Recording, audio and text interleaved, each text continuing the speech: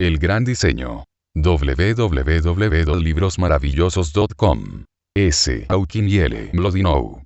Gentileza de Pablo Testay. Preparado por Patricio Barros. Agradecimientos. El universo tiene un diseño, y también lo tiene un libro. Pero a diferencia del universo, un libro no aparece de la nada. Un libro requiere un creador, y ese papel no recae tan solo en los hombros de sus autores. Así, en primer lugar y antes de nada, quisiéramos agradecer a nuestros editores, Bert Rashbaum y Ann Harris, su paciencia, vecina al infinito. Fueron nuestros estudiantes cuando necesitábamos estudiantes, nuestros profesores cuando necesitábamos profesores, y nuestros consejeros cuando necesitábamos consejero. Lucharon con el manuscrito, y lo hicieron con buen humor, tanto si la discusión se centraba sobre la posición de una coma o sobre la imposibilidad de introducir una superficie axisimétrica de curvatura negativa en un espacio plano. También quisiéramos expresar nuestro agradecimiento a Mark Jerry, que leyó amablemente una gran parte del manuscrito e hizo valiosos comentarios. A Carol Lowenstein, que fue una ayuda inestimable en el diseño interior. A David Stevenson, que condujo a buen puerto la cubierta. Y a Loren Novak, cuya atención a los detalles nos ha librado de algunos errores tipográficos que no nos hubiera gustado ver impresos. A Peter Bollinger te agradecemos que hayas acercado el arte a la ciencia en tus ilustraciones, y tu diligencia en asegurar la pertinencia y precisión de cada detalle. Y a Sidney Harris, gracias por tus maravillosas caricaturas y por tu gran sensibilidad a tantos aspectos referentes a los científicos. En otro universo, hubieras sido un físico. También agradecemos a nuestros agentes, Al Zuckerman y Susan Ginsburg, su apoyo y los ánimos que nos han dado. Los dos mensajes mutuamente consistentes que nos han dado una y otra vez, han sido: ya es hora de acabar el libro y no os preocupéis por cuándo terminaréis el libro. Tarde o temprano lo acabaréis. Fueron lo suficientemente juiciosos para saber cuándo convenía cada uno de estos mensajes. Y finalmente, gracias a la ayudante personal de Stephen, Judith Croasdell, a su ayudante de ordenador, Sam Blackburn, y a Joan Godwin. Proporcionaron no solo apoyo moral, sino también práctico y técnico, sin el cual no hubiéramos podido escribir este libro. Por otra parte, siempre supieron dónde hallar los mejores pubs. Capítulo 1. El misterio del ser cada uno de nosotros existe durante un tiempo muy breve, y en dicho intervalo tan solo explora una parte diminuta del conjunto del universo. Pero los humanos somos una especie marcada por la curiosidad. Nos preguntamos, buscamos respuestas. Viviendo en este vasto mundo, que a veces es amable y a veces cruel, y contemplando la inmensidad del firmamento encima de nosotros, nos hemos hecho siempre una multitud de preguntas. ¿Cómo podemos comprender el mundo en que nos hallamos? ¿Cómo se comporta el universo? ¿Cuál es la naturaleza de la realidad? ¿De dónde viene todo lo que nos rodea? ¿Necesitó el universo un creador? La mayoría de nosotros no pasa la mayor parte de su tiempo preocupándose por esas cuestiones, pero casi todos nos preocupamos por ellas en algún instante. Tradicionalmente, esas son cuestiones para la filosofía, pero la filosofía ha muerto. La filosofía no se ha mantenido al corriente de los desarrollos modernos de la ciencia, en particular de la física. Los científicos se han convertido en los portadores de la antorcha del descubrimiento en nuestra búsqueda de conocimiento. El objetivo de este libro es proporcionar las respuestas sugeridas por los descubrimientos y los progresos teóricos recientes, que nos conducen a una nueva imagen del universo y de nuestro lugar en él, muy diferente de la tradicional, e incluso de la imagen que nos habíamos formado hace tan solo 1 o 2 décadas. Aún así, los primeros bosquejos de esos nuevos conceptos se remontan a hace casi un siglo.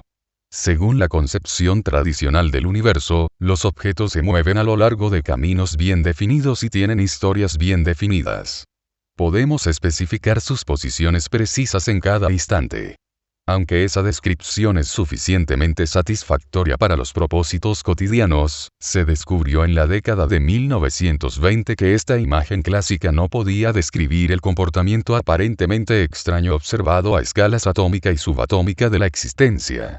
Fue necesario adoptar, en su lugar, un marco diferente, denominado física cuántica.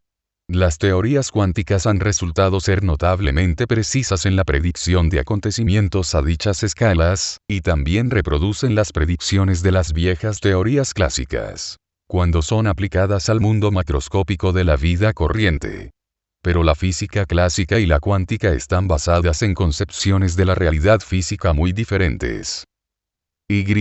Esa es mi filosofía. Las teorías cuánticas pueden ser formuladas de muchas maneras diferentes, pero la descripción probablemente más intuitiva fue elaborada por Richard D. Feynman 1918-1988, todo un personaje, que trabajó en el Instituto Tecnológico de California y que tocaba los bongos en una sala de fiestas de carretera. Según Feynman, un sistema no tiene una sola historia, sino todas las historias posibles. Cuando profundicemos en las respuestas, explicaremos la formulación de Feynman con detalle y la utilizaremos para explorar la idea de que el propio universo no tiene una sola historia, ni tan siquiera una existencia independiente. Eso parece una idea radical, incluso a muchos físicos. En efecto, como muchas otras nociones de la ciencia actual, parece violar el sentido común. Pero el sentido común está basado en la experiencia cotidiana y no en el universo tal como nos lo revelan las maravillas tecnológicas que nos permiten observar la profundidad de los átomos o el universo primitivo. Hasta la llegada de la física moderna se acostumbraba a pensar que todo el conocimiento sobre el mundo podía ser obtenido mediante observación directa, y que las cosas son lo que parecen, tal como las percibimos a través de los sentidos. Pero los éxitos espectaculares de la física moderna, que está basada en conceptos, como por ejemplo los de Feynman, que chocan con la experiencia cotidiana, han demostrado que no es así. Por lo tanto, la visión ingenua de la realidad no es compatible con la física moderna. Para tratar con esas paradojas, adoptaremos una posición que denominamos realismo dependiente del modelo, basada en la idea de que nuestros cerebros interpretan los datos de los órganos sensoriales elaborando un modelo del mundo. Cuando el modelo explica satisfactoriamente los acontecimientos, tendemos a atribuirle, a él y a los elementos y conceptos que lo integran, la calidad de realidad o verdad absoluta.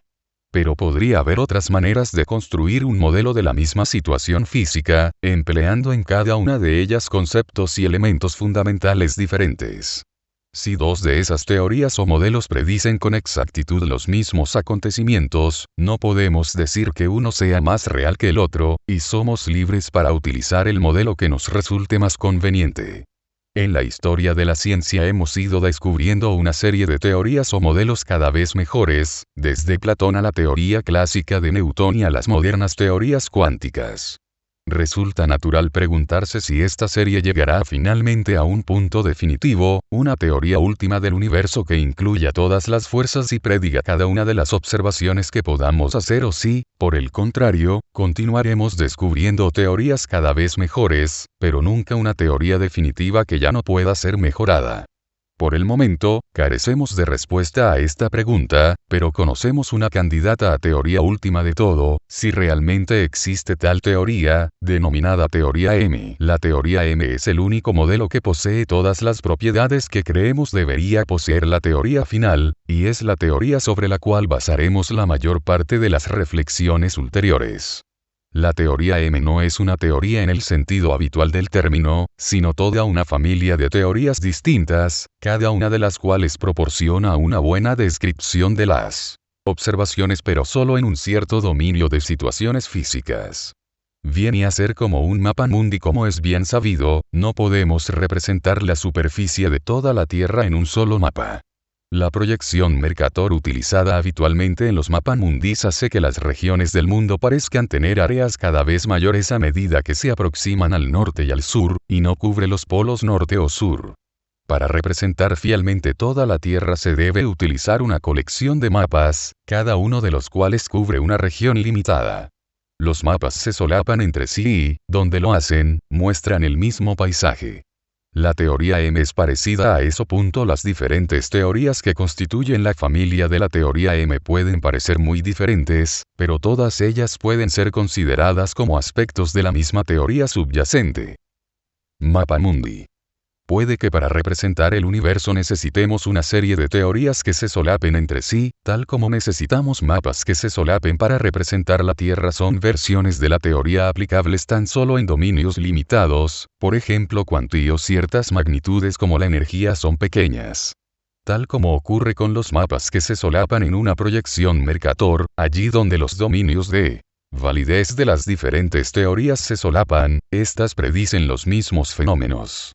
Pero así como no hay ningún mapa plano que represente bien el conjunto de la superficie terrestre, tampoco hay una teoría que proporcione por sí sola una buena representación de las observaciones físicas en todas las situaciones. Describiremos cómo la teoría M puede ofrecer respuestas a la pregunta de la creación. Según las predicciones de la teoría M, nuestro universo no es el único, sino que muchísimos otros universos fueron creados de la nada. Su creación, sin embargo, no requiere la intervención de ningún dios o ser sobrenatural, sino que dicha multitud de universos surge naturalmente de la ley física. Son una predicción científica.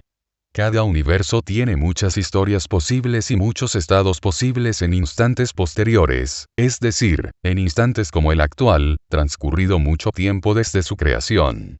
La mayoría de tales estados será muy diferente del universo que observamos y resultará inadecuada para la existencia de cualquier forma de vida. Solo unos pocos de ellos permitirían la existencia de criaturas como nosotros. Así pues, nuestra presencia selecciona de este vasto conjunto solo aquellos universos que son compatibles con nuestra existencia.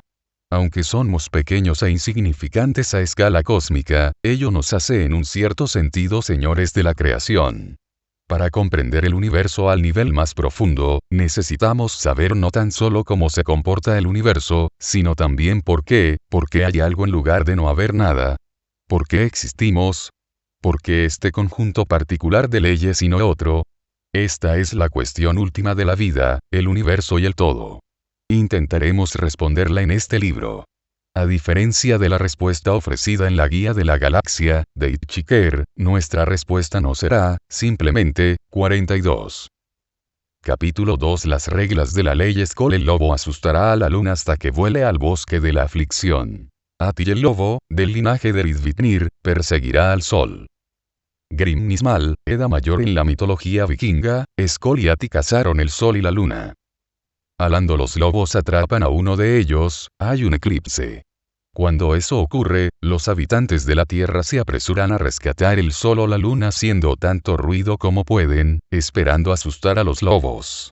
Hay mitos semejantes en otras culturas. Pero al cabo de un tiempo, la gente se fue dando cuenta de que el sol y la luna volvían a emerger poco después del eclipse, tanto si ellos corrían, chillaban y hacían ruido como si no lo hacían. Al cabo de un tiempo, se tuvieron que dar cuenta de que los eclipses no se producen al azar, sino en patrones regulares que se repiten. Esos patrones resultaban más obvios para los eclipses de luna, y permitieron a los antiguos babilonios predecir con considerable exactitud eclipses lunares, aunque no se dieron cuenta de que los produjera la Tierra al interceptar la luz del sol.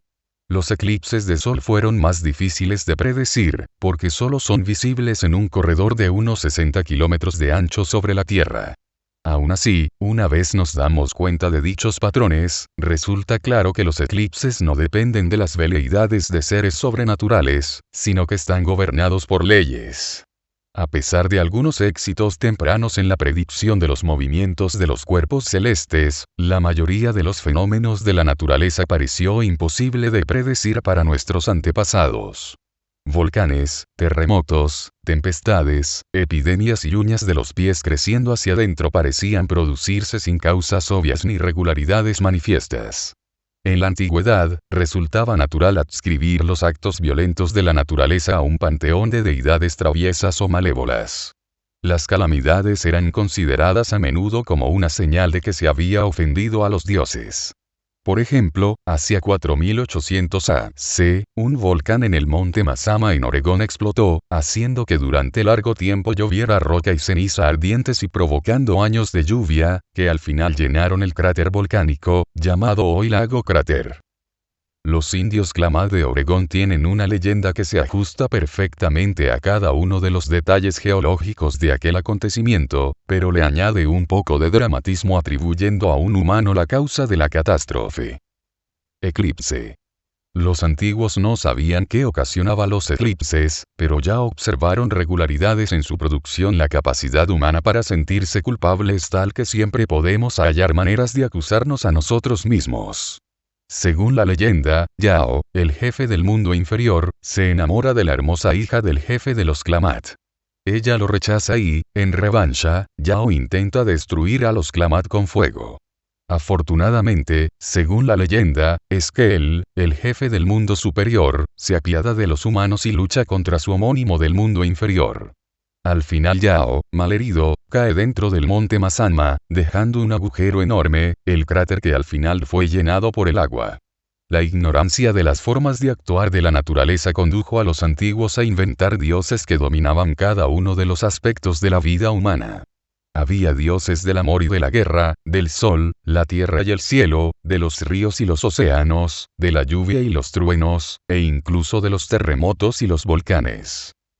Cuando los dioses estaban satisfechos, la humanidad era obsequiada con buen tiempo, paz y ausencia de desastres naturales y de enfermedades. Cuando estaban enfadados, en cambio, venían las sequías, guerras, pestes y epidemias. Como la relación entre causas y efectos en la naturaleza resultaba invisible a ojos de los antiguos, esos dioses les parecían inescrutables y se sentían a su merced. Pero con tales R. 624, 546 A.C., unos 2600 A.C., eso empezó a cambiar. Surgió la idea de que la naturaleza sigue unos principios consistentes que podrían ser descifrados, y así empezó el largo proceso de reemplazar la noción del reinado de los dioses por la de un universo regido por leyes de la naturaleza y creado conforme a un plan que algún día aprenderemos a leer. Vista a escala de la historia humana, la indagación científica es una empresa muy reciente. Nuestra especie, el Homo sapiens, surgió en el África subsahariana hace unos 200.000 años. El lenguaje escrito empezó apenas unos 7.000 años a.C., como producto de sociedades centradas en el cultivo de gramíneas. Algunas de las inscripciones más antiguas se refieren a la ración diaria de cerveza consentida a cada ciudadano. Los documentos escritos más antiguos de la gran civilización de Grecia datan del siglo IX a.C., pero la cumbre de dicha civilización, llamada el período clásico, llegó varios siglos después, un poco antes del año 500 a.C., según Aristóteles 384-322 a.C.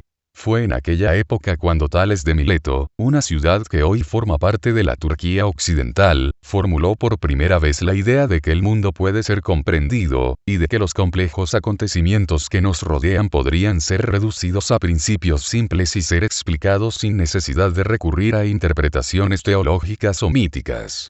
Se atribuye a Tales la primera predicción de un eclipse solar en 585 a.C., aunque la exactitud de su predicción fue seguramente una mera conjetura afortunada.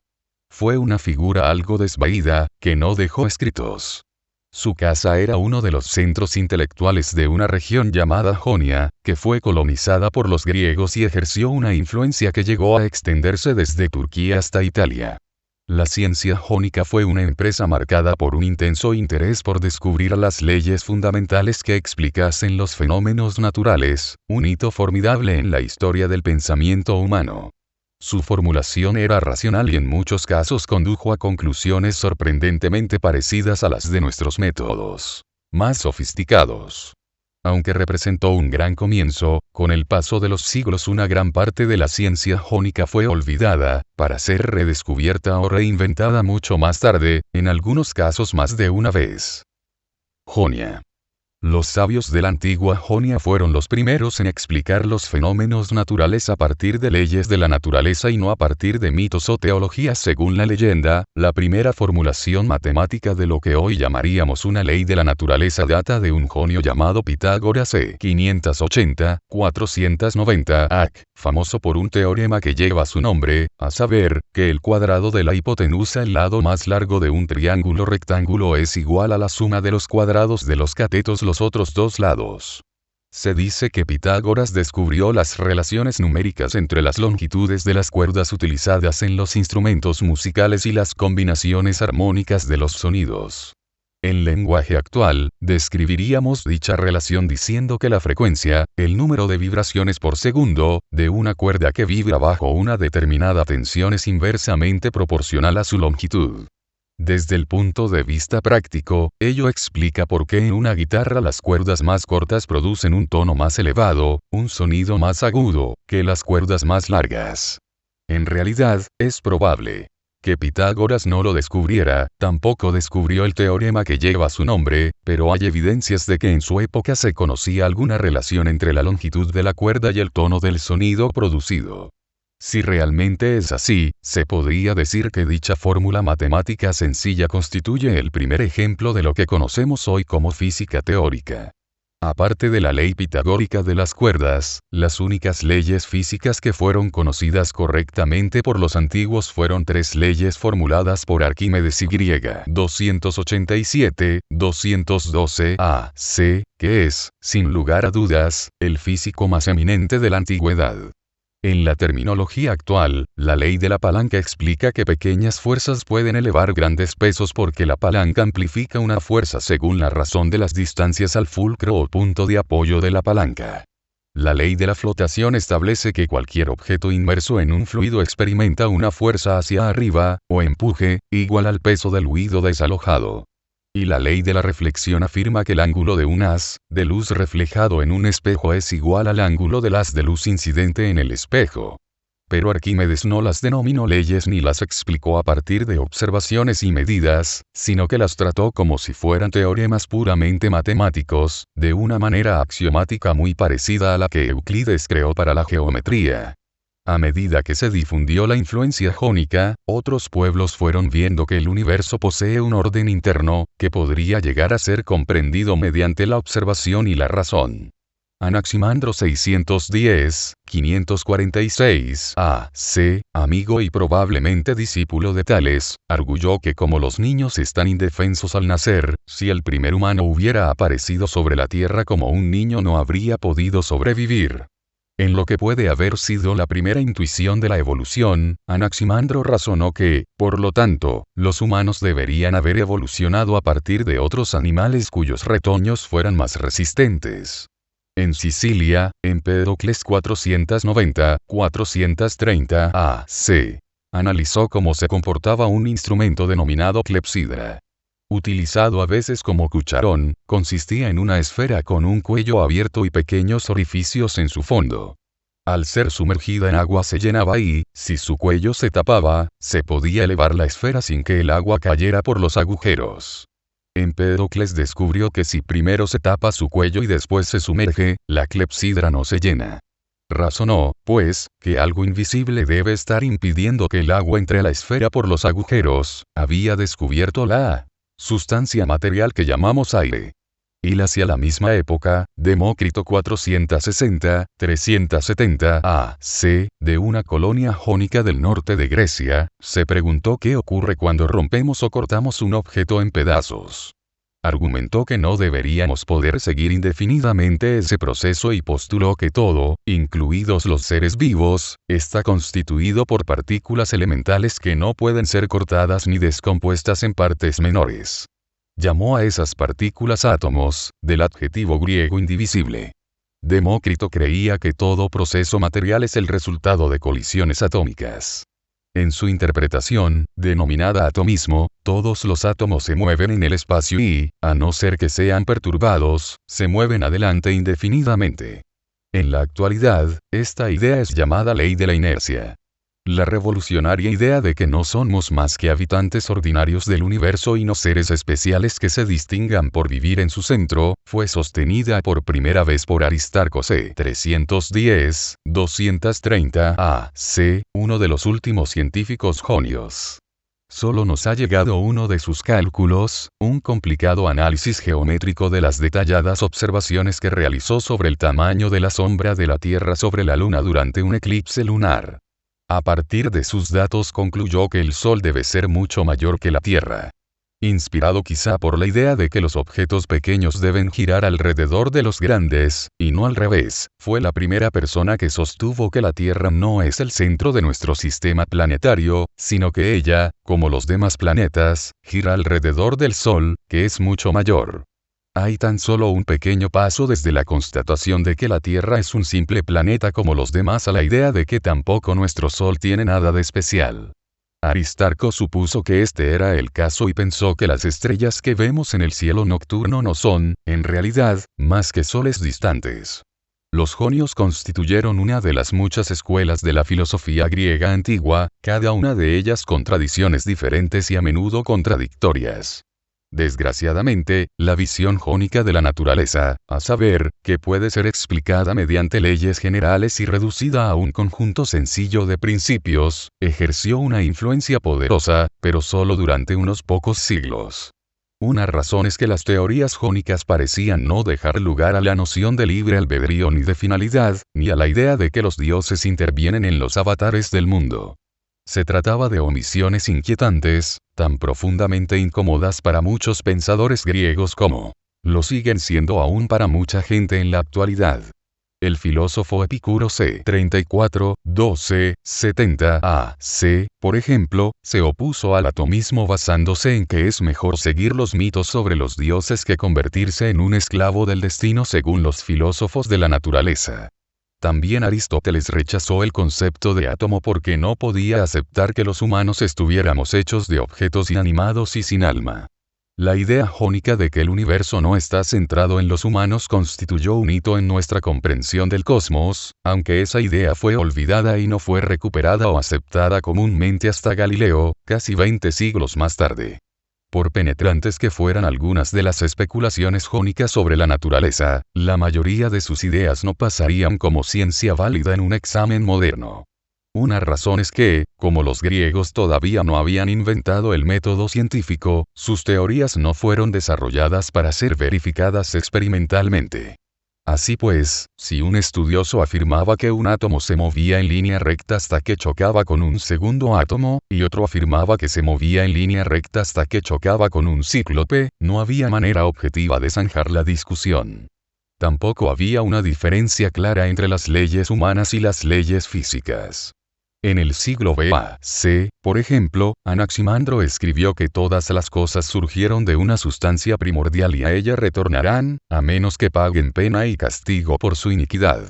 Y según el filósofo jonio Heráclito 53, 54, 75 a.C., el sol se comporta como lo hace porque de otro modo la diosa de la justicia lo expulsaría del cielo.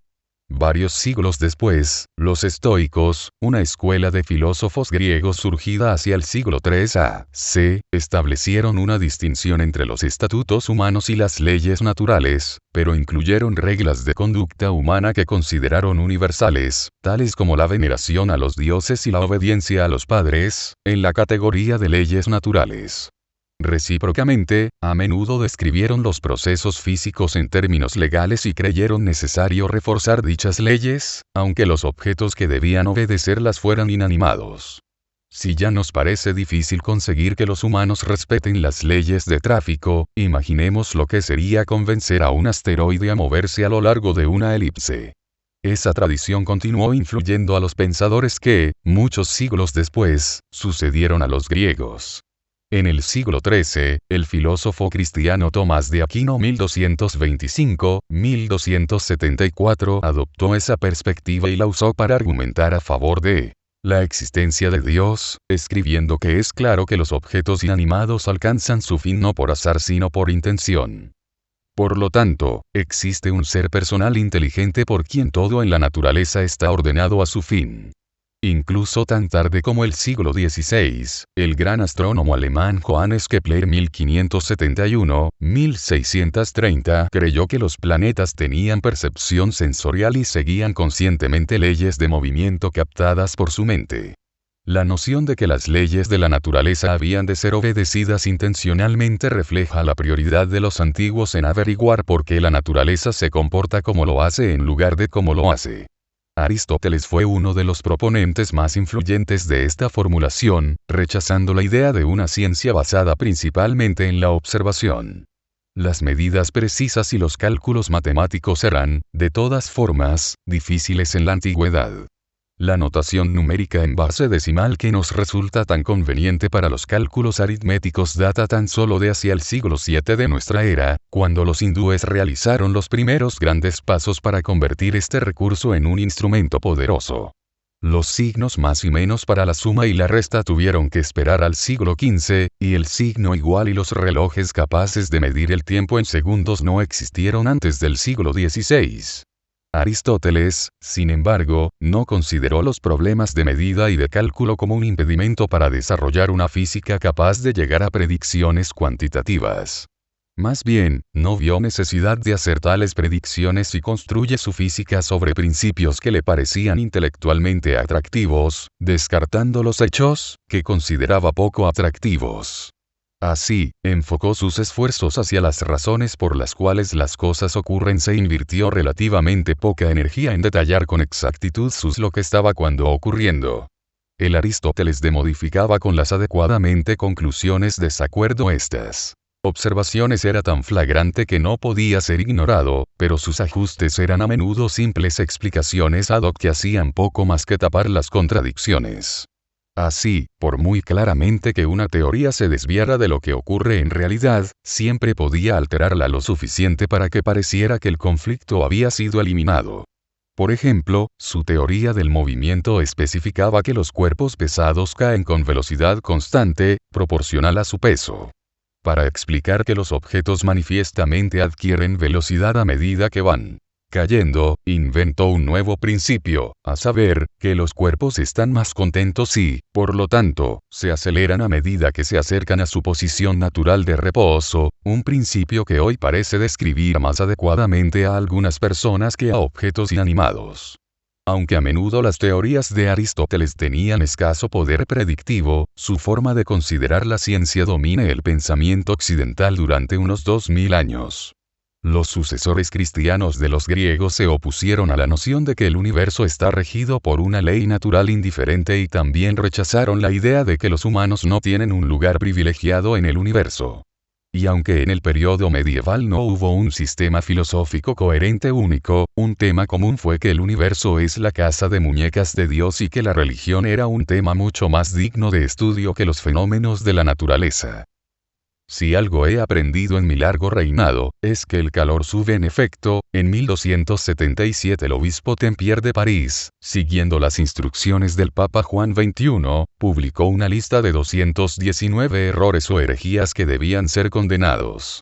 Entre dichas herejías estaba la idea de que la naturaleza sigue leyes, porque ello entra en conflicto con la omnipotencia de Dios. Resulta interesante saber que el Papa Juan XXI falleció por los efectos de la ley de la gravedad unos meses más tarde, al caerle encima el techo de su palacio. El concepto moderno de leyes de la naturaleza emergió en el siglo XVII. Parece que Kepler fue el primer científico que interpreté este término en el sentido de la ciencia moderna, aunque, como hemos dicho, retuvo una versión animista de los objetos físicos. Galileo 1564-1642 no utilizó el término ley en la mayoría de sus trabajos científicos, aunque aparece en algunas de las traducciones de ellos. Utilizara o no el término, sin embargo, Galileo descubrió muchas leyes importantes y abogó por los principios básicos de que la observación es la base de la ciencia y de que el objetivo de la ciencia es investigar las relaciones cuantitativas que existen entre los fenómenos físicos. Pero quien formuló por primera vez de una manera explícita y rigurosa el concepto de leyes de la naturaleza tal como lo entendemos hoy fue René Descartes 1596-1650. Descartes creía que todos los fenómenos físicos deben ser explicados en términos de colisiones de masas en movimiento, regidas por tres leyes, precursoras de las tres célebres leyes de Newton. Afirmó que dichas leyes de la naturaleza eran válidas en todo lugar y en todo momento y estableció explícitamente que la obediencia a dichas leyes no implica que los cuerpos en movimiento tengan mente. Descartes comprendió también la importancia de lo que hoy llamamos condiciones iniciales, que describen el estado de un sistema al inicio del intervalo temporal, sea cual sea, a lo largo del cual intentamos efectuar predicciones. Con un conjunto dado de condiciones iniciales, las leyes de la naturaleza establecen cómo el sistema evolucionará a lo largo del tiempo. Pero sin un conjunto concreto de condiciones iniciales, su evolución no puede ser especificada. Si, por ejemplo, en el instante cero una paloma deja caer algo verticalmente, la trayectoria del objeto que cae queda determinada por las leyes de Newton. Pero el resultado será muy diferente según que la paloma, en el instante cero, esté quieta sobre un poste telegráfico o volando a 30 km por hora. Para aplicar las leyes de la física, necesitamos saber cómo empezó el sistema, o al menos su estado en un instante definido. También podemos utilizar las leyes para reconstruir la trayectoria de un objeto hacia atrás en el tiempo. Cuando esa creencia renovada en la existencia de leyes de la naturaleza fue ganando autoridad, surgieron nuevos intentos de reconciliarla con el concepto de Dios. Según Descartes, Dios podría alterar a voluntad la verdad o la falsedad de las proposiciones éticas o de los teoremas matemáticos, pero no la naturaleza. Creía que Dios promulgaba las leyes de la naturaleza pero que no podía elegir dichas leyes, sino que las adoptaba porque las leyes que experimentamos eran las únicas posibles. Ello parecería limitar la autoridad de Dios, pero Descartes sorteó este problema afirmando que las leyes son inalterables porque constituyen un reflejo de la propia naturaleza intrínseca de Dios. Aunque ello fuera verdad, se podría pensar que Dios tenía la opción de crear una diversidad de mundos diferentes, cada uno de los cuales correspondería a un conjunto diferente de condiciones iniciales, pero Descartes también negó esa posibilidad. Sea cual sea la disposición de la materia en el inicio del universo, argumentó, a lo largo del tiempo evolucionaría hacia un mundo idéntico al nuestro. Además, Descartes afirmó que una vez Dios ha puesto en marcha el mundo lo deja funcionar por sí solo. Una posición semejante fue adoptada por Isaac Newton 1643-1727. Newton consiguió una aceptación amplia del concepto moderno de ley científica con sus 3 leyes del movimiento y su ley de la gravedad, que dan razón de las órbitas de la Tierra, la Luna y los planetas y explican fenómenos como las marcas. El puñado de ecuaciones que creó y el elaborado marco matemático que hemos desarrollado a partir de ellas, son enseñados todavía y utilizados por los arquitectos para construir edificios, los ingenieros para diseñar coches, o los físicos para calcular cómo lanzar un cohete para que se pose en Marte. Como escribió el poeta Alexander Pope Nature and Nature's laws laid in night outside, let Newton be. And all was light. La naturaleza y sus leyes yacían en la oscuridad. Dios dijo sea Newton. Y todo fue claridad. Actualmente, la mayoría de los científicos dirían que una ley de la naturaleza es una regla basada en una regularidad observada y que proporciona predicciones que van más allá de las situaciones inmediatas en que se ha basado su formulación. Por ejemplo, podríamos advertir que el sol ha salido por el este cada mañana de nuestras vidas, y postular la ley de que el sol siempre sale por el este. Esta es una generalización que va más allá de nuestras observaciones limitadas sobre la salida del sol, y hace predicciones comprobables sobre el futuro. En cambio, una afirmación como los ordenadores de esta oficina son negros no es una ley de la naturaleza, porque tan solo describe los ordenadores de la oficina, pero no hace predicciones como si en mi oficina compran otro ordenador, será negro. Nuestra interpretación moderna del término ley de la naturaleza es un tema que los filósofos debaten prolijamente, y es bastante más sutil de lo que podríamos imaginar a primera vista. Por ejemplo, el filósofo John W. Carroll comparó la afirmación todas las esferas de oro tienen menos de 1 kilómetro de radio con la afirmación todas las esferas de uranio 235 tienen menos de 1 kilómetro de radio. Nuestras observaciones del mundo nos dicen que no hay esferas de oro de radio mayor que 1 kilómetro, y podemos estar bastante seguros de que nunca las habrá. Sin embargo, no tenemos razón para pensar que nunca las pueda haber, de manera que la afirmación no es considerada como una ley. En cambio, la afirmación todas las esferas de uranio 235 tienen menos de 1 kilómetro de radio podría ser interpretada como una ley de la naturaleza porque, según lo que conocemos sobre física nuclear, si una esfera de uranio 235 sobrepasa un radio de unos 7 centímetros y medio se destruiría a sí misma en una explosión nuclear. Por lo tanto, podemos estar seguros de que tales esferas no existen. Ni sería una buena idea intentar hacer una. Esta distinción importa porque ilustra que no todas las generalizaciones que observamos pueden ser consideradas como leyes de la naturaleza, y que la mayoría de las leyes de la naturaleza existen como parte de un sistema mayor y mutuamente interconectado de leyes. En la ciencia moderna, las leyes de la naturaleza son formuladas en términos matemáticos. Pueden ser exactas o aproximadas, pero se debe haber constatado que se cumplen sin excepción, sino universalmente al menos bajo un conjunto estipulado de condiciones. Por ejemplo, sabemos actualmente que las leyes de Newton deben ser modificadas si los objetos se desplazan a velocidades próximas a la de la luz. Aún así, consideramos que las leyes de Newton siguen siendo leyes, porque se cumplen, al menos con un buen grado de aproximación, en las condiciones del mundo cotidiano, en el cual las velocidades que encontramos son mucho menores que la velocidad de la luz. Si la naturaleza se rige por leyes, surgen tres cuestiones. 1. ¿Cuál es el origen de dichas leyes? 2. ¿Hay algunas excepciones a estas leyes, por ejemplo, los milagros? 3. ¿Hay un solo conjunto posible de leyes? Estas importantes cuestiones han sido abordadas de maneras muy diversas por científicos, filósofos y teólogos. La respuesta dada tradicionalmente a la primera cuestión, la respuesta de Kepler, Galileo, Descartes y Newton, fue que las leyes eran la obra de Dios. Sin embargo, ello no es más que una definición de Dios como la encarnación de las leyes de la naturaleza.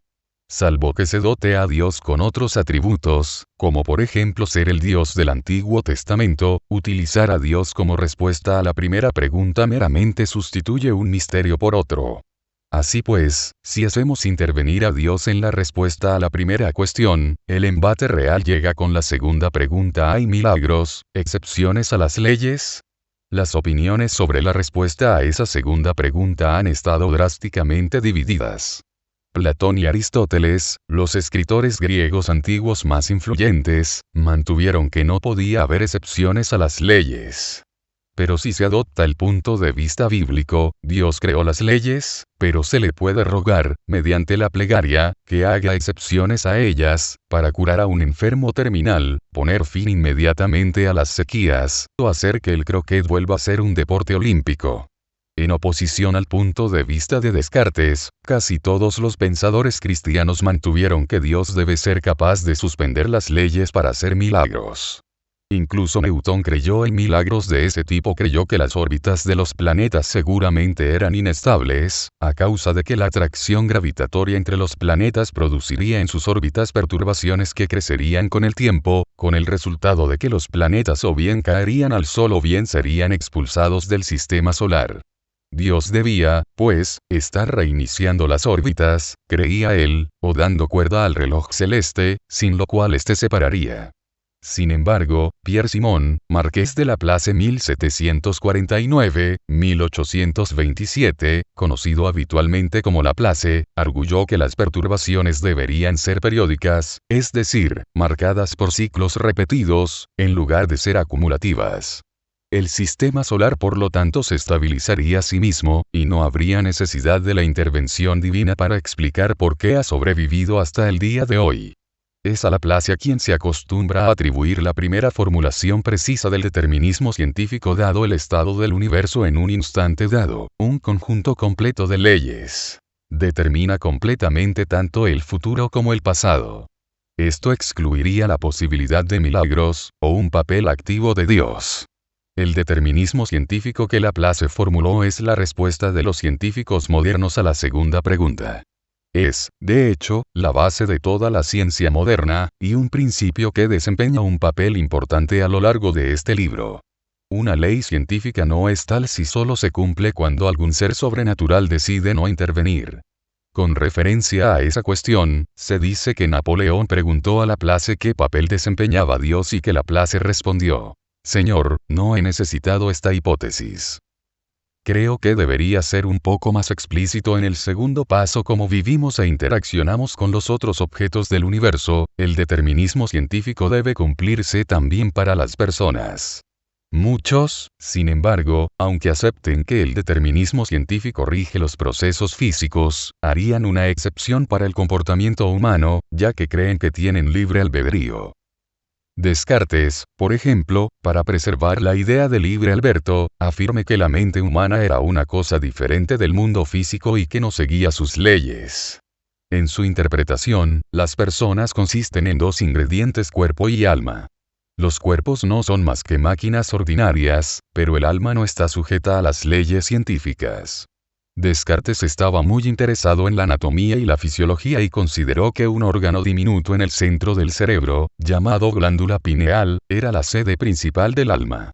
Dicha glándula, creía él, era el lugar donde se forman todos nuestros pensamientos, la fuente de nuestra libre voluntad. ¿Tenemos libre albedrío? Si lo tenemos, ¿en qué punto del árbol de la evolución se desarrolló?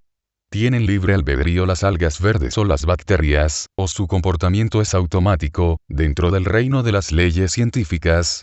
¿Son tan solo los seres multicelulares los que tienen libre albedrío, o está reservado a los mamíferos? Podemos pensar que un chimpancé está ejerciendo su libre albedrío cuando decide pelar una banana o un gato cuando araña el suelo con sus uñas, pero ¿qué ocurre con el gusano denominado Caenorhabditis elegans, una criatura muy sencilla que consta de tan solo 959 células? Probablemente nunca piensa para sí. Otra vez, esa insípida bacteria para cenar. Pero, aún así, quizá también tiene preferencias definidas por la comida y, o bien se resignará a una comida poco atractiva o irá a forrajear para buscar algo mejor, según su experiencia reciente. ¿Es eso el ejercicio del libre albedrío? Aunque sentimos que podemos escoger lo que hacemos, nuestra comprensión de las bases moleculares de la biología demuestra que los procesos biológicos están regidos por las leyes de la física y la química y que, por lo tanto, están tan determinados como las órbitas planetarias.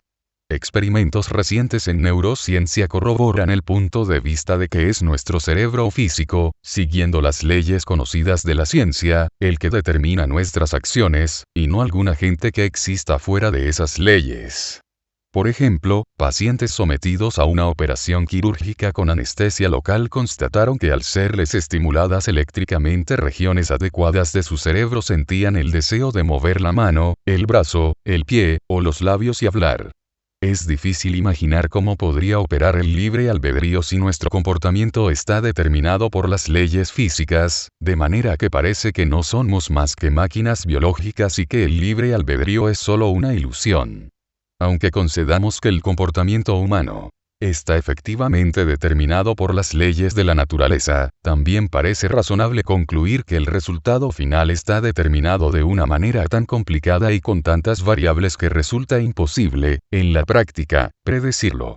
Para ello se necesitaría conocer el estado inicial de miles de billones de partículas del cuerpo humano y resolver un número parecido de ecuaciones.